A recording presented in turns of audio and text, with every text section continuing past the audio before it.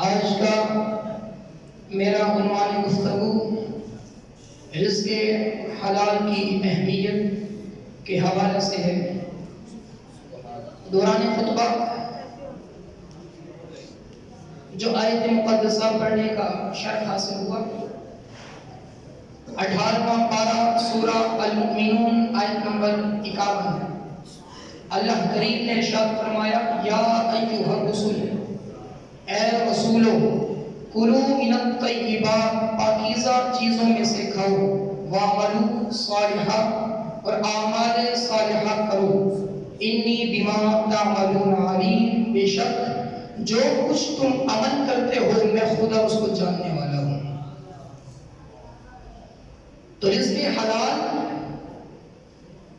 اور اعمال صالح کا حکم اللہ رب العزت نے اپنے تمام رسولوں کو ارشاد فرمایا۔ اب اس کے دو مقصد ہیں۔ پہلا مقصد تو یہ کہ رسولوں کو حکم ارشاد فرما کر اللہ نے حلال رزق کا طلب کرنا، اس کی اہمیت کو اجاگر کر دیا، اور دوسری اس میں جو حکمت پوشیدہ ہے وہ یہ ہے کہ نبی کا عمل اس کی امت کے لیے نمونہ ہوا کرتا ہے۔ تو جب امتی اپنے نبی کا عمل دیکھے گی تو اس کے اندر بھی شوق عمل پیدا ہو جائے گا۔ نبی پاک علیہ السلام نے ارشاد فرمایا کہ اللہ پاک ہے اور پاک چیزوں کے علاوہ وہ کوئی شے پسند نہیں فرماتا۔ اور پھر خدا کی بندگی اور اس کی اطاعت و فرمانبرداری میں رزق حلال کو بڑی اہمیت حاصل ہے، مگر افسوس کہ لوگ حلال و حرام میں فرق کیے بغیر اپنی زندگی گزار رہے ہیں۔ نبی پاک علیہ السلام نے فرمایا، جناب ابو ہریرہ حدیث پاک کے راوی ہیں، بخاری شریف کی حدیث ہے، میرے آقا نے فرمایا، یأتی علی الناس زمان لا یبالی المرء ما اخذ منه امن الحلال ام من الحرام، او کما قال النبی علیہ السلام۔ میرے آقا نے فرمایا کہ لوگوں پر ایک ایسا وقت آئے گا کہ آدمی اس چیز کی پرواہ نہ کرے گا کہ وہ حلال کھا رہا ہے یا پھر حرام کھا رہا ہے۔ اور پھر یاد رکھیے کہ انسان جو بھی غذا وہ اپنے حلق سے اتارتا ہے، اور جب وہ غذا حلق کے ذریعے اس کے جسم میں داخل ہوتی ہے تو وہ خون کی شکل اختیار کر لیتی ہے، اور پھر خون وہ اس کی رگوں میں دوڑتا ہے، اور جو شخص حرام غذا کا استعمال کرتا ہے، یاد رکھنا وہ کبھی بھی اعمال صالحہ نہیں کر سکتا، اس لیے کہ اس کی رگوں میں دوڑنے والا جو خون ہے اس کی جو نشو و نما ہے وہ حرام طریقے سے ہوئی ہے۔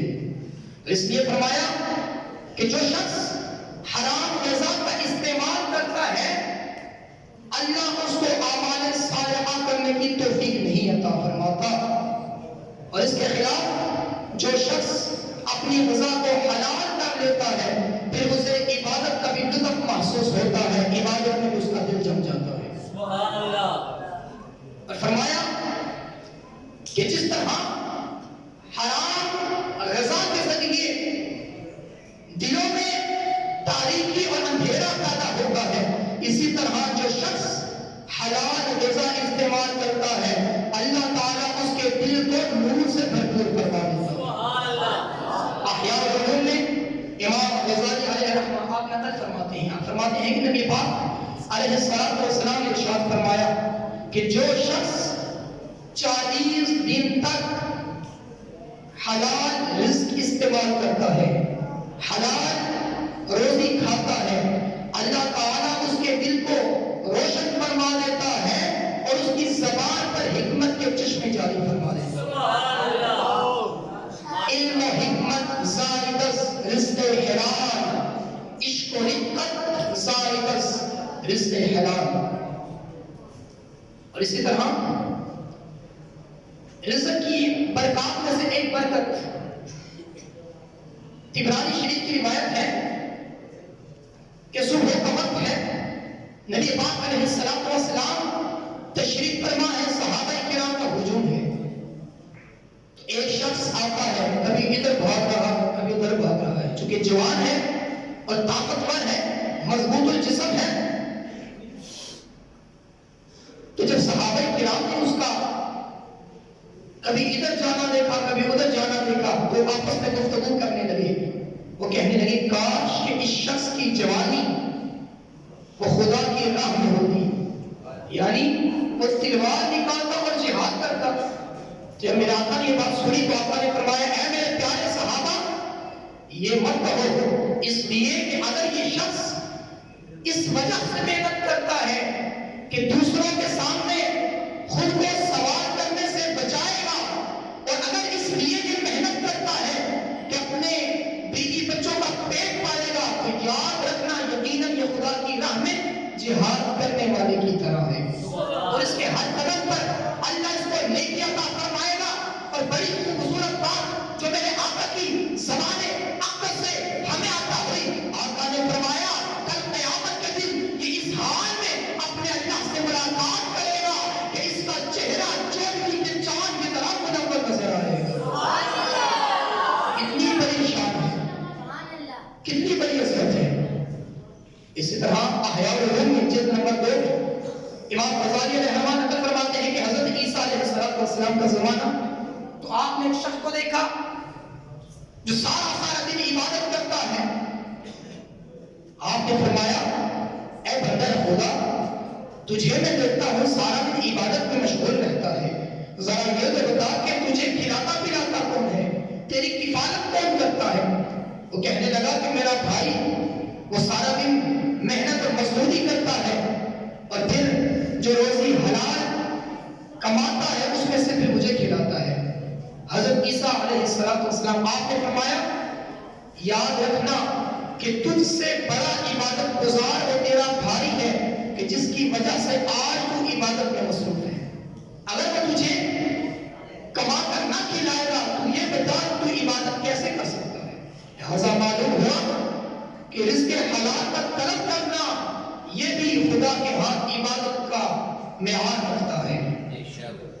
اور اسی طرح مسلم شریف کی روایت ہے، نبی پاک علیہ السلام نے ایک شخص کا ذکر فرمایا ایک شخص ہے جو طویل سفر کرتا ہے اور سفر کی وجہ سے اس کا جسم، اس کا لباس اور اس کے بال بے غبار آلود ہو جاتے ہیں، اور سفر کرنے کے بعد جب وہ تھک جاتا ہے اپنے ہاتھوں کو بلند کرتا ہے اور خدا کی بارگاہ میں دعا کرتا ہے یا ربی یا ربی، یعنی وہ دعا کر رہا ہے کہ اے میرے اللہ میری مشکلات کو آسان فرما، میرے رزق کو وسیع فرما دے اور مجھے اپنا قرب عطا فرما دے، اپنی نیکیوں میں میرے دل کو جما دے۔ لیکن میرے آقا نے فرمایا ایک طرف تو وہ بڑا آہوزاری کے ساتھ دعا میں مصروف ہے، لیکن اس نے جو کھانا کھایا ہے وہ بھی حرام ہے، اس نے جو پانی پیا ہے وہ بھی حرام ہے، اس نے جس لباس سے اپنے جسم کو سجایا ہے اس کا وہ لباس حرام ہے۔ اب یہ ساری چیزیں حرام ہیں، بتاؤ اللہ اس کی دعا کو کیسے قبول فرمائے گا؟ اللہ اس کی دعا کو کبھی قبول نہ فرمائے۔ اور اسی کے دوسری طرف حضرت سعد بن وقاص رضی اللہ تعالیٰ عنہ حاضر خدمت ہوئے، عرض کرتے ہیں یا رسول اللہ دعا فرمائیے۔ آقا نے فرمایا کیا دعا کروں؟ عرض کرتے ہیں ادعو اللہ ان یجعلنی مستجاب الدعوات، کریم آقا دعا فرمائے کہ اللہ مجھے مستجاب الدعوات بنا دے۔ آقا نے فرمایا یا سعد اگر تو یہ چاہتا ہے کہ تیری دعا قبول ہو جائے تو پھر یہ وظیفہ اپنی زندگی میں شامل کر لے۔ عرض کی آقا وہ کیا وظیفہ ہے؟ میرے آقا نے فرمایا اقم مطعمک تکن مستجاب الدعوات، اے سعد اپنے اوپر لقمہ حلال کو لازم کر لے، اللہ تیری ہر دعا کو قبول فرما دے گا۔ معلوم ہوا کہ رزق حلال وہ ساری عبادتوں کی اصل ہے۔ اگر ذرہ برابر بھی انسان کے جسم میں لقمہ حرام داخل وہ ضائع چلی جاتی ہے۔ بارگاہ لم یزل میں التجا ہے کہ اللہ رب العزت ہم سب کو رزق حلال کھانے اور کھلانے کی توفیق عطا فرمائے۔ وآخر دعوانا ان الحمد للہ۔